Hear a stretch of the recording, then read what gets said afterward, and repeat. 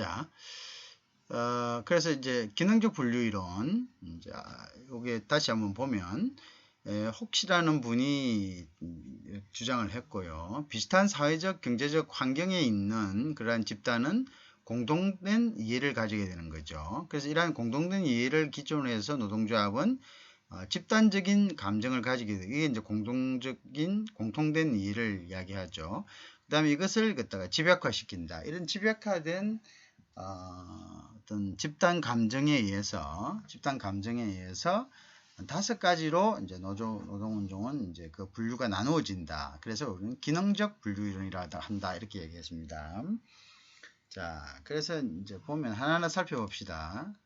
자, 그래서 기능적 분류 이론에 있어서 기업 노조 운동. 자, 그래서 이제 다시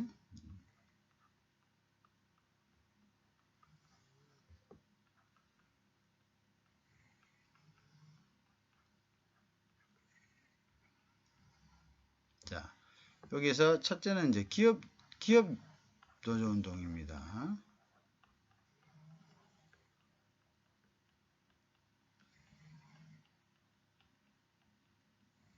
자, 이 기업 노조 운동은 비즈니스 유니언니즘이라고 이렇게 영어로는 그렇게 했습니다. 그래서 이제 비즈니스 유니언니즘. 자, 이렇게 구분을 합니다. 비즈니스 유니언니즘이란다. 자, 요거는 뭐냐면은 결국은 공통의 이해를 가진 동일 직업 또는 동일 산업. 자, 동일 직업이나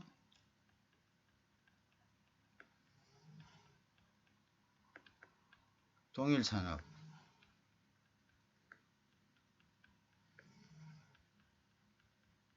자, 여기에 있어서는 이죠. 임금, 작업시간, 작업조건 등을 향상시키는 것을 목적을 한다. 여기는 이제 결국은 요거는 이제 동일 산업이나 동일 산업에 있어서 그죠? 요거는 이제 공통의 이해를 가졌죠. 요것은 요 사람들은 항상 공통의 이해가 있기 때문에 임금이라든지 작업시간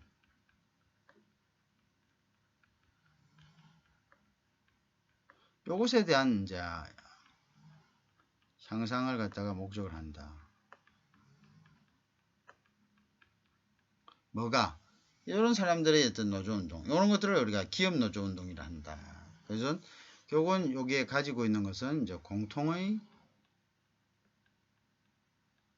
이해를 가지고 있기 때문에 그렇죠. 자,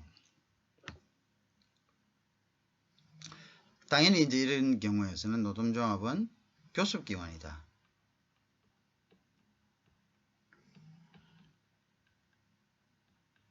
노동조합은 이 당시에는 이렇게 되면 이제 교섭기관의 역할을 한다.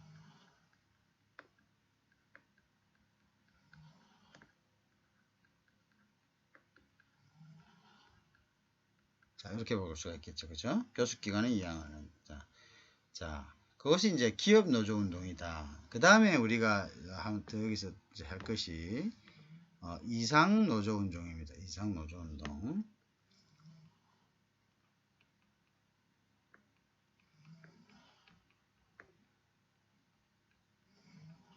자, 이상 노조 운동은 자, uplift, 그죠? 유니언리즘입니다. 자, uplift 유니언리즘입니다. 그래서 이제 이건 다른 말로는 uplift 유니언리즘.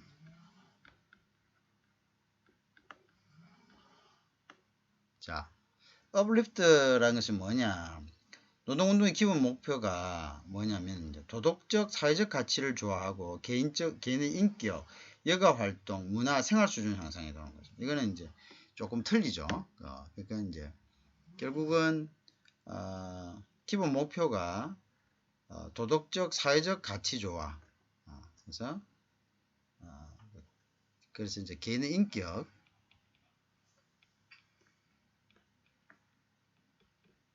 그죠? 그 다음에 이제 여가 활동을 이야기하겠죠. 여가 활동, 그죠? 그 다음에 문화생활 향상.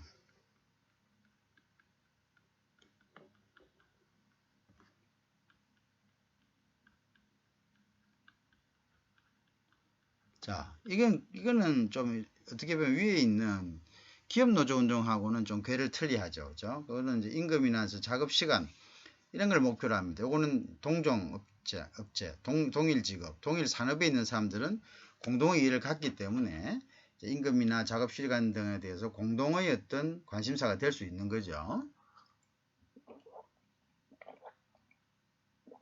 자, 미안합니다. 그 다음에 자, 그런데 그래서 이제 이 노동조합은 단지 교섭 기관의 역할을 하는 거고, 자, 이상 노조 운동은 업리프트 하는 것은 더 뭐 한답니까? 올린다는 겁니다. 그래서 이제 이 업리프트 유니언리즘이라는 것은 이런 임금이나 뭐 노동시간 이런 게 아니고 개인의 인격, 여가 활동, 그 다음에 이제 문화생활 향상을 위한 것을 노동운동의 이제 향상을 위한 것을 노동운동의 목적으로 준다.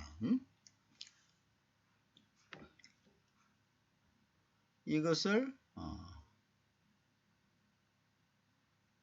자, 노동운동의 목표.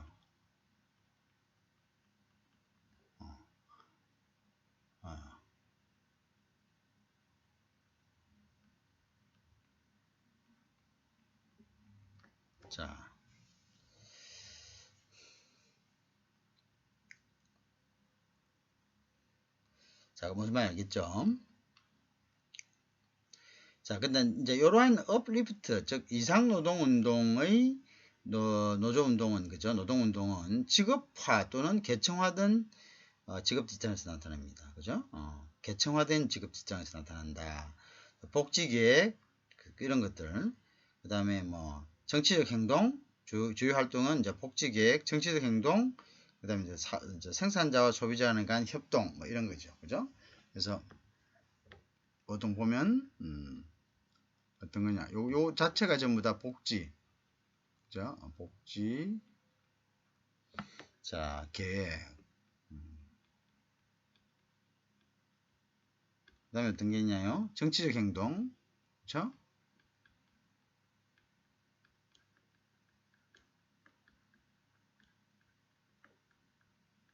또 어떤 게 있습니까?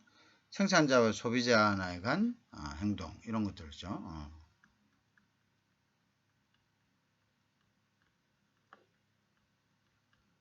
소비자. 자간 뭡니까? 협동. 요런 데 이제 초점이 맞춰져 있습니다. 자, 이런 곳에다 이제 그 초점이 맞춰져 있다. 그죠? 또 요거는 이제 아까 이야기했듯이 동일 집종이나 동일 산업이 아니고 직업화 또는 계층화된 직업에서 작업 집단에서 나타난다. 직업화 또는 계층화된 작업 집단에서 보통 나타난다. 이렇게 됩니다.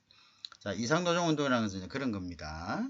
결국 이제 도덕적, 사회적 가치를 조화하기 위해서 개인의 인격이라든지 여가 활동이라든지 문화 및 생활 수준 향상의 목적을 둔다. 뭐가 노동운동의 기본 목표가 그렇다. 이거죠. 그 다음에 이제 혁명적 노동운동입니다.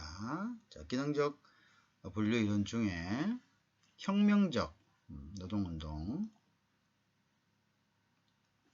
자, 그래서 다시 기능적 분류 이론 중에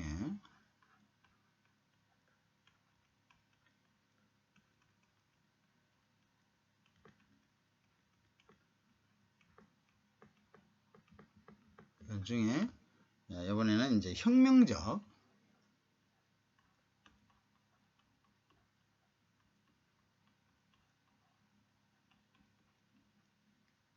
자, 노조운동입니다.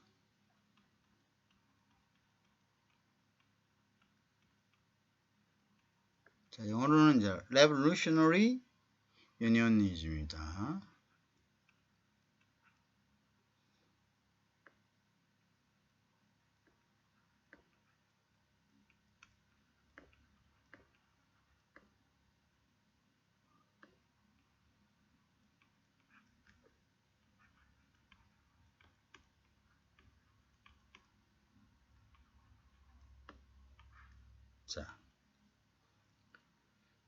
자, 요거는 이제 뭐냐면 혁명적 노조운동은 요거는 계급의식적 노동운동입니다. 그죠? 자, 그래서 이제 기존의 이제 사회적 질서적 경제적 질서를 경멸하고 새로운 경제적 질서를 바꾸려는 목표다. 결국은 이제 혁명적 노조운동에는 기존 질서를 무시합니다. 그래서 이제 기존의 어떤 기존 뭐라고 합니까? 사회적 경제적 그죠?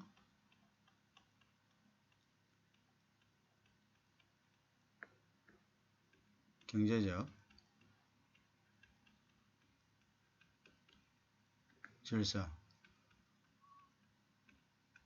질서를 갖다가 경멸한다. 경멸하고 어떻게 한다고요? 이 사람들은 이제 새로운 정치 질서의 목표를 둔다.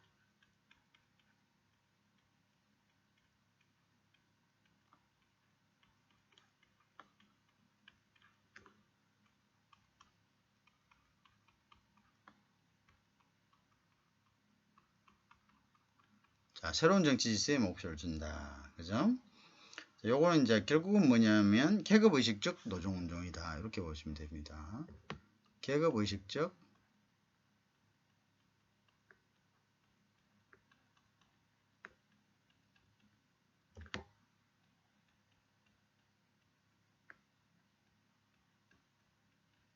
노동운동이다. 이렇게 보시면 됩니다.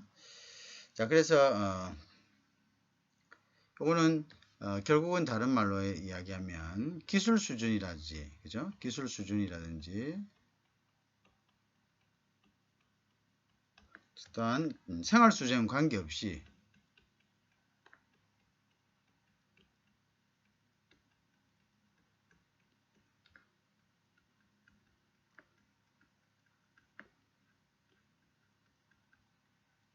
기술 생활 수준과 관계없이 모든 노동자 이해관계를 좋아한다. 이렇게 보면 됩니다.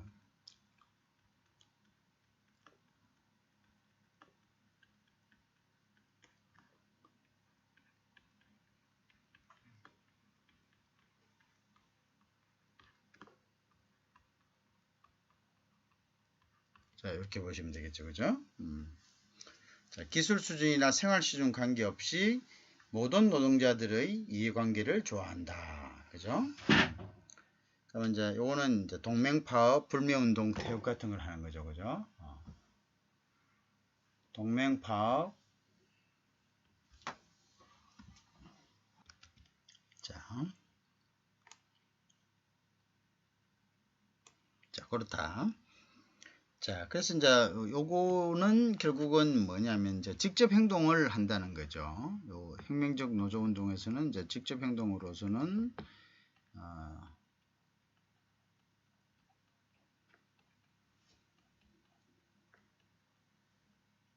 직접 행동으로는 그러니까 동맹파업, 그죠? 동맹파업. 그다음에 불매운동이라든지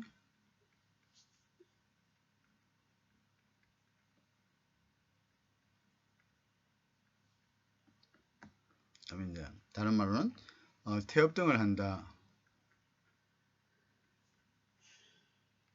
자, 그렇게 보면 됩니다.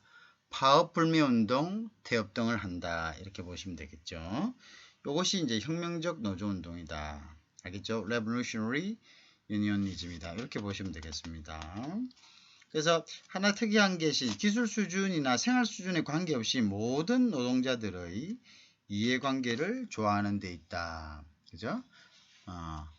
무슨 말이겠죠? 이것이 이제 하나의 주된 그게 되겠습니다. 기술 수준이라든지 보통은 이제 생활 수준에 관계가 있게 하는데 관계없이 모든 노동자들의 이해관계를 이제 조화시킨다 이렇게 보면 되겠습니다. 그래서 새로운 정치 질서를 목표로 한다. 기존에 있는 이러한 질서들은 다 이제 그거 하다는 거죠. 의미가 없다 이렇게 보는 거죠. 그렇게 본다. 참, 자, 그 다음에 이제 보면, 그 부분을 이제 잘 기억해 두기 바랍니다. 그 다음에, 의존적 노동운동입니다. 의존적 노동운동. 자, 그 다음에 이제 나오는 것이 의존적 노동운동이다.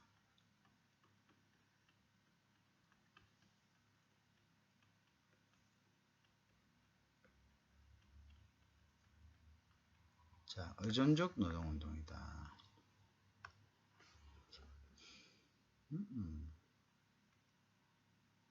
자, 그럼 의존적 노동운동에는 뭐냐? 요거는 이제 영어 표현으로는 dependent, 그죠?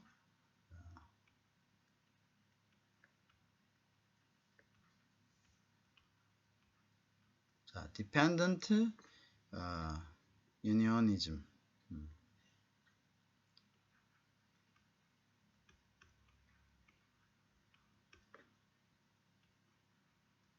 자, 의존적 노동운동이다.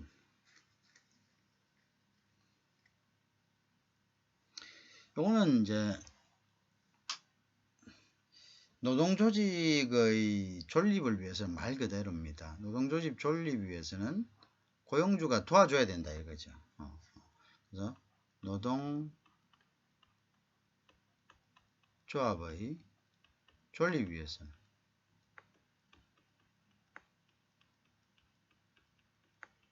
존립 위해 고용주에게 의존한다 이런 이야기입니다. 고용주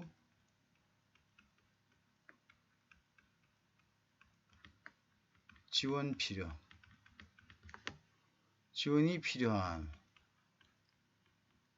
지원이 필요한 이런 노동조합을 이야기합니다. 자, 그 다음에 뭐 고용주들은 노동집단이나 노조의 존재가 이익이 된다고 생각하니까 노동조합을 지원하겠죠, 그죠? 그래서 노동조합의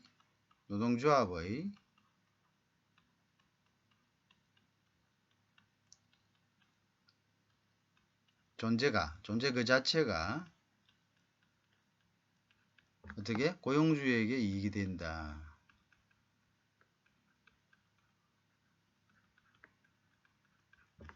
이익이 된다. 그러니까 지원을 하겠죠. 자, 이러한 것들이 우리가 의존적 노조 운동이다 이렇게 되겠죠. 그러니까 뭐 노조를 이용을 해가지고 노조가 고용주들에게 그 의존적이다는 이야기는 결국은 지원을 받고 고용주의 의도대로 뭐 이렇게 고용주가 노조를 이제 그 사전에 노조를 이용해서 뭔가 어떤 더 큰 부분으로 가는 것을 이제 막을 수 있고 뭐 이런 장단점이 있겠죠, 그죠? 그렇게 이제 해버리면 결국은 이제 노조가 필요하니까 노조를 지원하게 되고 이제 그러한 공생관계가 되는 거겠죠. 자, 근데 여기서 이제 노동운동 이론이 여러 가지를 봤습니다. 근데 이제 이런 노동운동 이론이 특정한 그래서 이제 우리가 정리를 해보면은 이러한 부분들로 정리를 할 수가 있겠죠. 그러니까 여기까지 이제 쫙 끊고 보면은 예를 들어서 이제 특정한 노동운동, 그죠? 볼까? 그래서 이제 특정한 노동운동이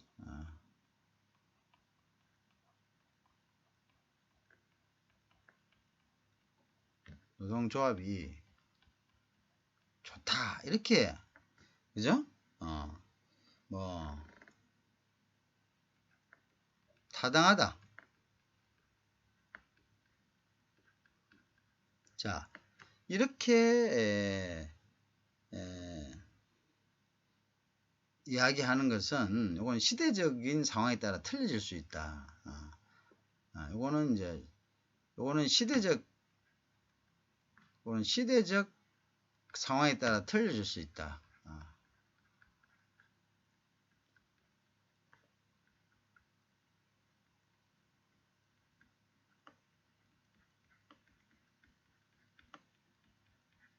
그죠? 달라질 수 있다. 그죠?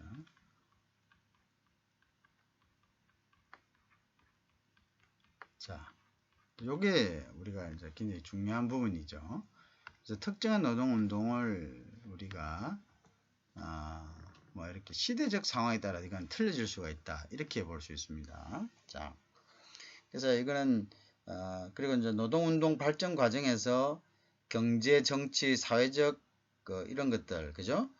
요런 것들도 이제 각국의 노동운동의 발달과 특성에 따라 틀려질 수 있다. 그죠? 뭐가 노동운동의 발전 과정에 영향을 미치는 결국은 정치, 그죠? 정치, 그 다음에 또 어떤 게 있습니까? 뭐 사회, 그 다음에 경제적 영향이 있겠죠. 경제적 영향은, 그죠? 영향은 이게 결국은 노동운동에 영향을 미치죠.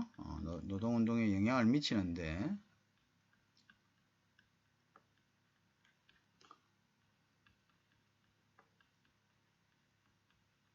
자, 노동운동에 영향을 미치는데, 그죠?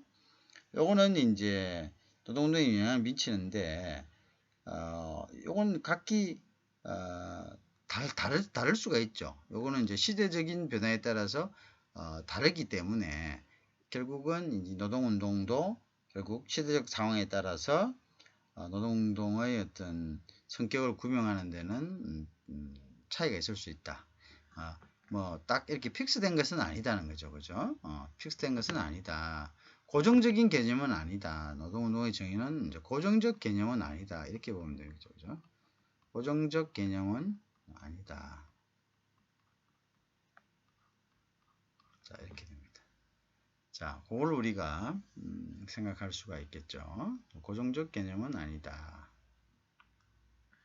자, 그래서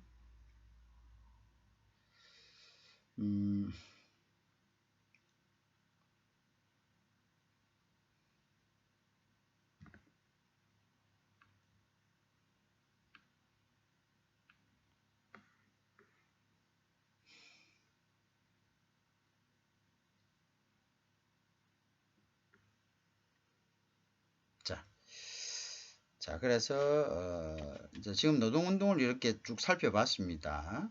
근데 이제 이것 중에 어느 것이 타당하고 또 시대적 상황에 적합한지는 이런 것들을 이제 정의하는 것은 노동운동의 성격을 규명하는 이제 바에 따라서 조금 틀릴 수가 있습니다. 그죠? 그 다음에 이제 노동운동 발전 과정에서 영향을 미치는 방금 이야기한 이제 사회경제적, 정치적인 이러한 것들은 그죠? 노동운동의 발달 과정과 특성에 따라서 다를 수가 있다. 자, 그렇게 이제 보면 되겠습니다. 자, 그 다음에 이제 국제노동운동입니다. 국제노동운동의 전개 과정을 이제 한번 봅시다. 그죠? 국제노동운동. 그래서 다시 보면 자, 국제노동운동.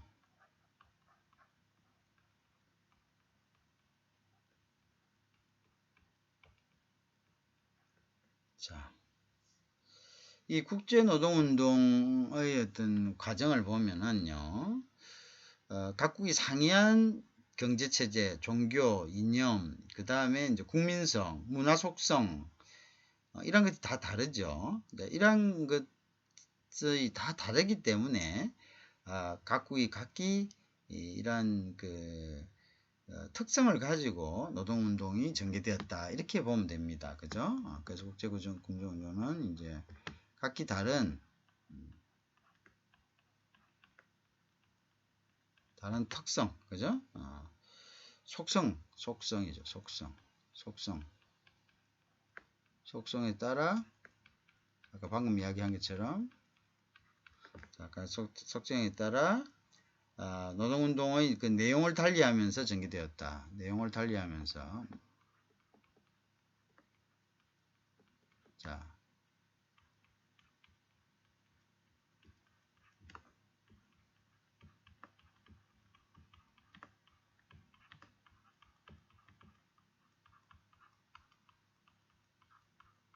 전개되었다. 이렇게 보면 됩니다. 그죠? 이 속성은 그러면 어떤 속성을 이야기를 하게 되겠습니까? 이 속성이란 것은 속성은 말하면 정치 경제 문화죠. 그죠? 정치 경제 문화다. 자, 뭐 거기에서는 경제, 종교, 이념, 국민성 뭐 이런 것도 되겠죠. 경제라든지 그다음에 종교라든지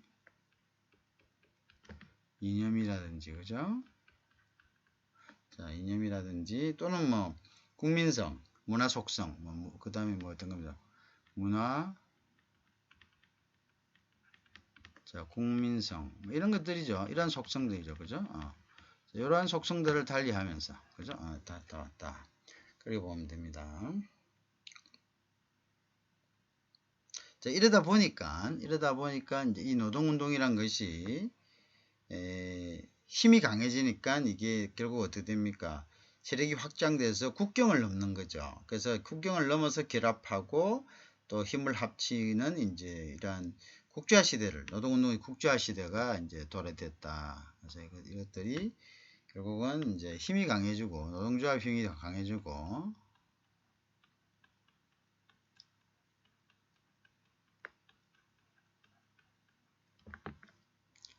힘이 증가하고 그래서 이게 결국은 뭐고 세력 확장이 돼서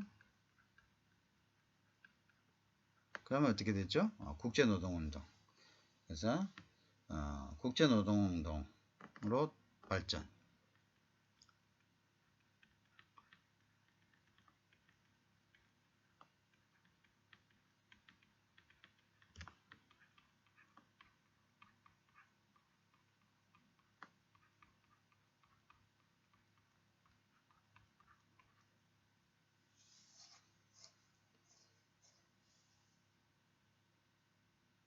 그래서 대규모 노동조합 조직은 국제노동운동을 활발하게 전개하는 거죠.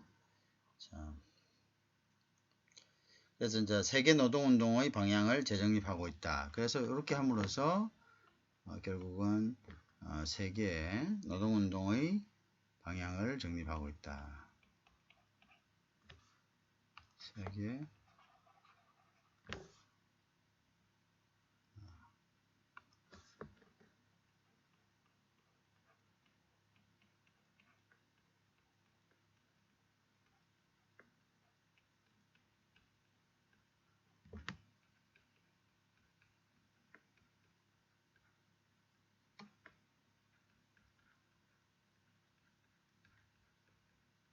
자, 승인하고 있다.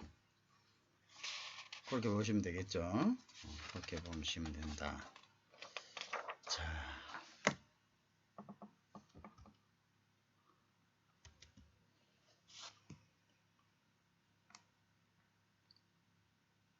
자, 그래서 이제 이 국제노동운동의 일단 전개 과정을 한번 봅시다. 그래서 이제 국제노동운동의 전개 과정은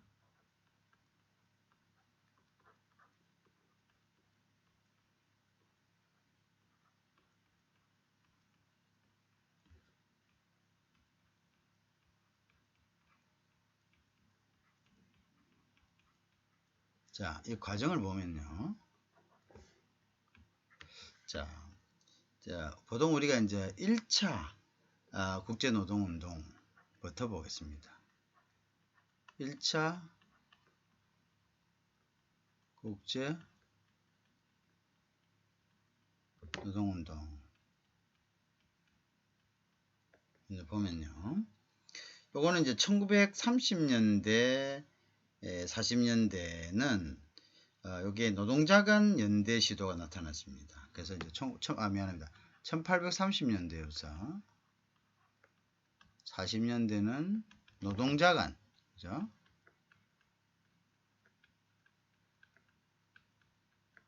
연대 시도를 했습니다. 알겠죠? 1830년에서 40년대가 이제 노동자간, 그 다음에 40년대 예를 들면은 이제 1847년에 뭐가 있었냐면은 공산주의자 동맹이 있었죠.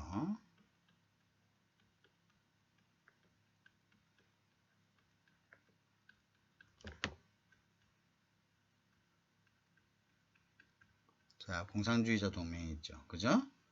자, 그래서 이제 보통 이제 그 다음에 이제 1848년에는 공산당 선언을 발표했습니다. 1841년 후에 8은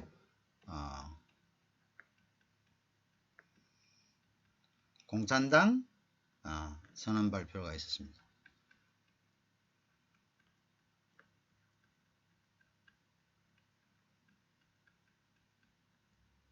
자, 그렇다.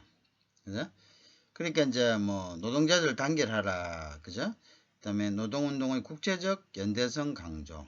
그죠? 노동운동의 국제적 연대성을 강조하고 이론적 체계를 갖다가 확립했다. 그죠? 그래서 이때는 보통 요거는 이제 그 노동운동의 국제적 연대성을 강조했다. 그렇게 보시면 됩니다.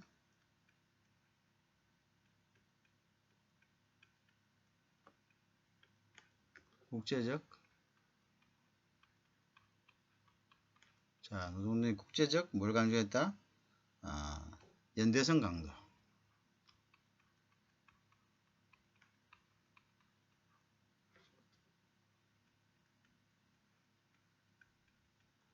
알겠죠? 그다음에 이제 이때는 그다음 연대성을 강조하고 이런 국제적 노동운동의 이제 이론적 체계, 그죠? 이론적 체계를 갖다 확립했다. 이렇게 보시면 됩니다. 그걸 확립한 기관이다. 자, 그것이 1930년대에서 1940년대죠. 자, 그 다음에 이제 1964년에는 런던에서 프롤레타리아 최초의 국제적인 대중혁명 조직, 그죠? 그게 이제 각국 사회주의자들 그룹, 노동조합, 협동조합, 노동자 교육단체들이 결집한 국제노동자 협회를 창설했습니다. 1864년.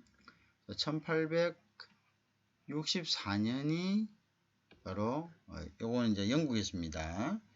요게 뭐냐면은 국제노동자 협회 창설입니다. 요걸 갖다가 우리는 다른 말로 제1차 국제노동운동을 한다. 국제노동자 협회.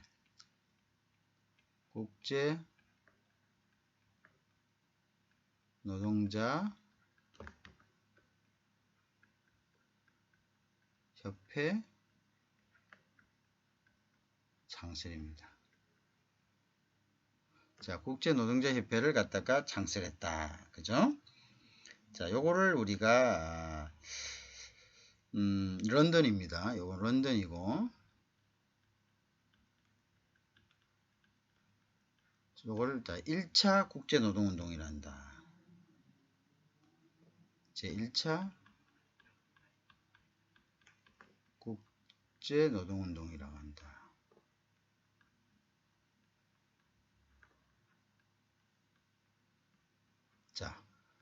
자, 국제노동자 협회를 창설했다는 겁니다. 1864년 9월입니다.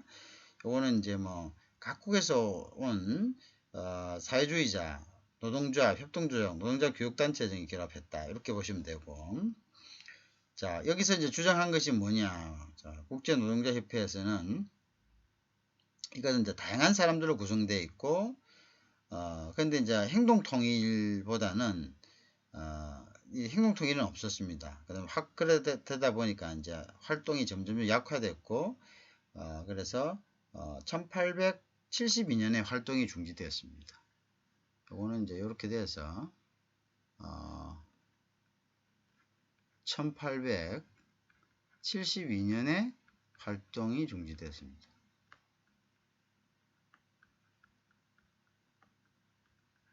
무슨 알겠죠? 국제노동자협회는 1864년에 창설이 됐다가 거의 활동이 적어가지고 1872년에 이제 정지가 됐다. 행동 통일이 없었다. 이거는 이제 그 가장 단점이 뭐냐면 행동 통일이 없었다.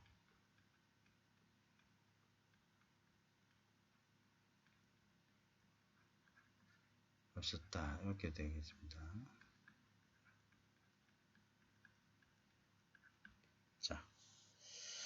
자, 그렇게 보시면 되고요. 그 다음에 이제 2차 노동운동은 넘어갑니다. 자, 그래서 이제 국제노동운동의 전개 과정을 봤을 때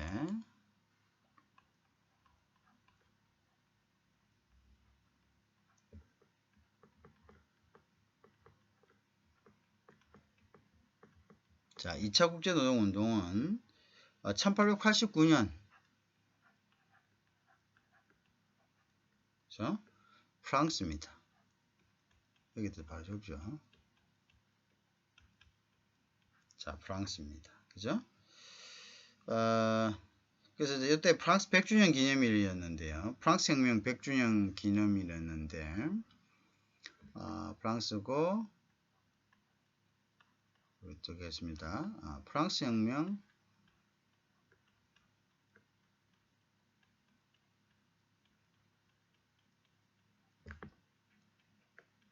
100주년 기념일.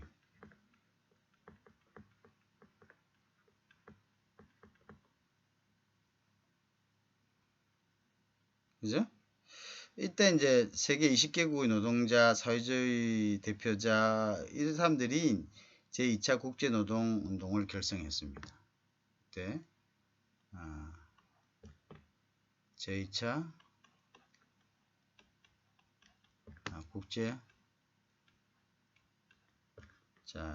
노동운동을 결성했습니다.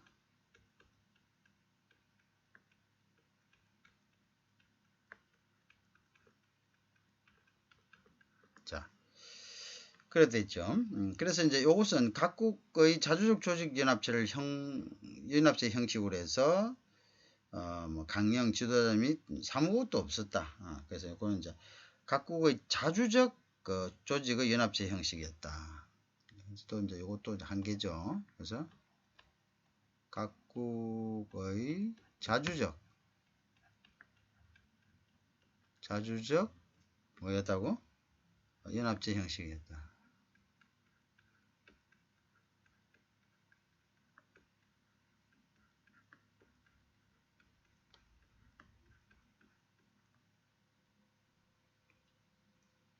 자, 그러다 보니까 이제 뭐 강령이라든지 그래서 이러다 보니까 강령 그 다음에 지도자라든지 사무국이 없다.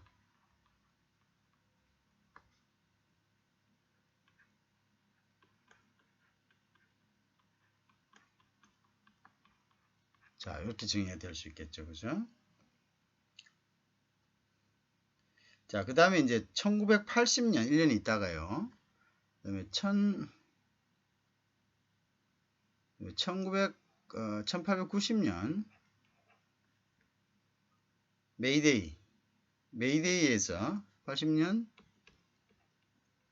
메이데이. 자, 요 이제 메이데이에서 8시간제 요게 이제 국제적 노동운동을 전개될 된 거죠. 자, 이것이 요거 8시간 국제노동운동을 전개했습니다.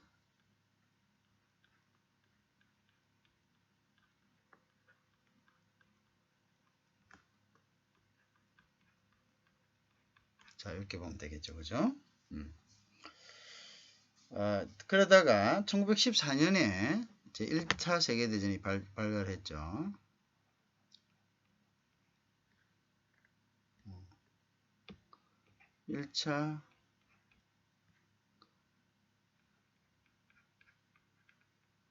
세계대전 발발입니다.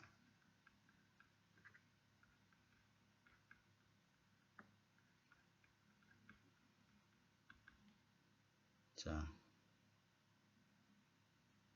이렇게 되다 보니까 이제 국제적 노동운동이 쇠퇴되는 거죠. 일단 자기 나라를 구해야 되는 거죠. 국제적 노동운동보다는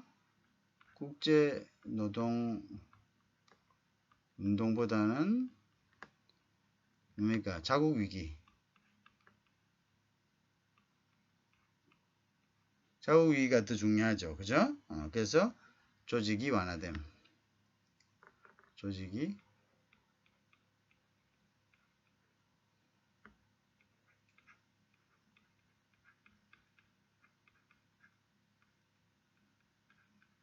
자, 요런 이제 프로세스가 되겠죠. 자, 그래서 이제 조직이 완화되었다. 응? 자, 그 다음에 보면 우리가 사회주의 노동운동조합을 볼 수가 있습니다. 2차 국제노동운동 다음에 그 다음에 이제 보면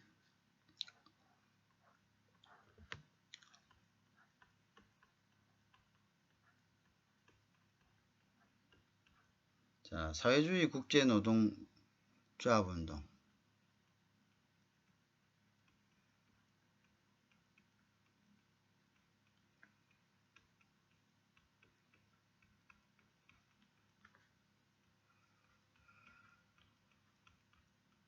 자, 요거는 이제 언제냐면은 1919년 자, 1919년입니다. 코민테론 결성입니다. 요거는 이제 모스크바에서 공산주의 활동의 중앙 지도기관인 코민테론입니다. 자, 그래서 코민테론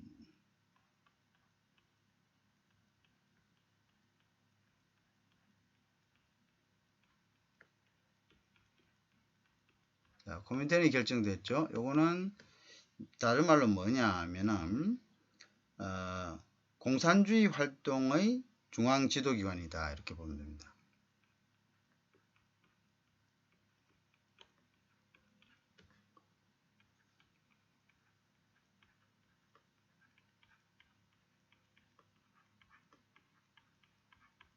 이걸 우리가 코민테론이다 한다. 그죠? 공산주의 활동의 중앙 지도기관인 코민테론이고요. 요거는 이제 모스크바에서 즉 세계 20개국 대표가 모였습니다.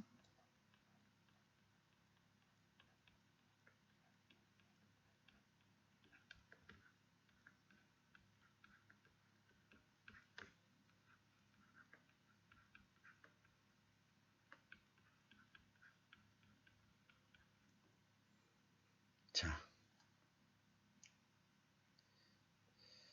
그래서 그 다음에 사회주의 국제노동조합운동은요 1921년에 모스크바에서 창립대회를 개최했습니다. 그래서 1921년 그 다음에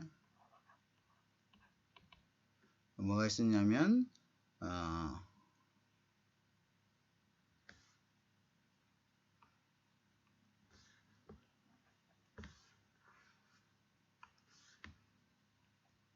1921년에는 사회주의 국제노동조합운동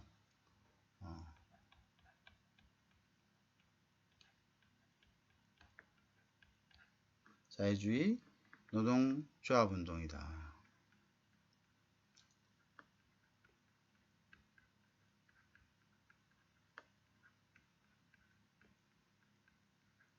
자, 이것도 이제 뭐 불가리아, 그리스, 이집트 등의 노동조합이 참가했습니다. 모스크바 되겠죠. 이것도 이제 모스크바.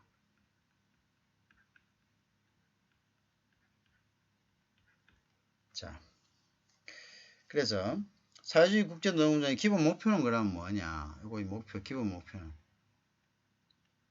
여기에 참석한 나라가 이제 불가리아, 스위스, 그리스, 이집트, 불가리아,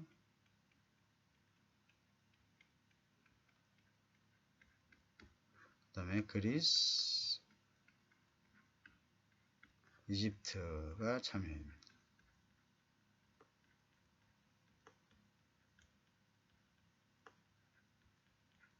자, 이집트가 참여하는 게 아니라 이집트 노동조합이 참여했다는 겁니다.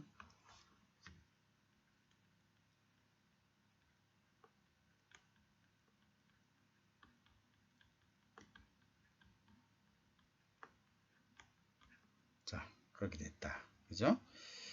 자, 이 기본 목표는 그러면 뭐냐? 이것의 기본 목표가 있을 거 아닙니까? 사주의 노동조합 운동의 기본 목표. 결국은 이제 이런 노동조합 운동의 기본 목표가 있을 겁니다.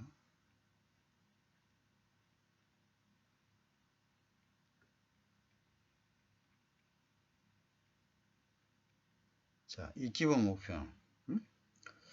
자, 요거는 이제 생산 노동자 조직이 중심이 돼 가지고 뭐 이제 뭐냐면 식민지 제국의 노동조합 운동에 대한 관심을 가질 것, 그죠?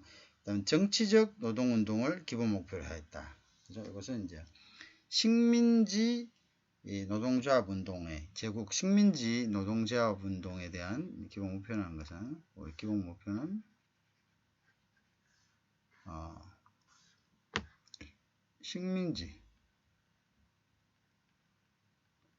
노동조합 운동, 그죠? 운동에 관심을 가졌다.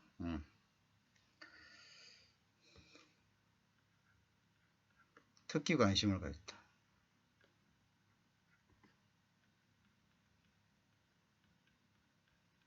자, 식민지 노동조합에 특별 관심 가졌다. 그래서 결국 뭐냐면 정치적 노동운동을 목표로 했다.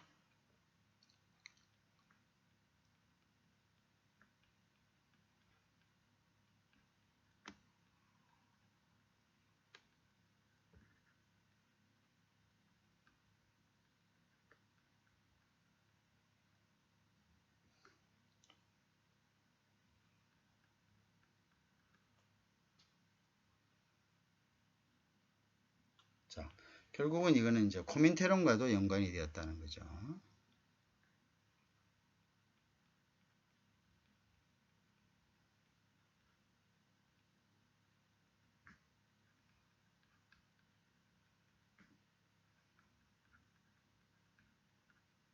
자,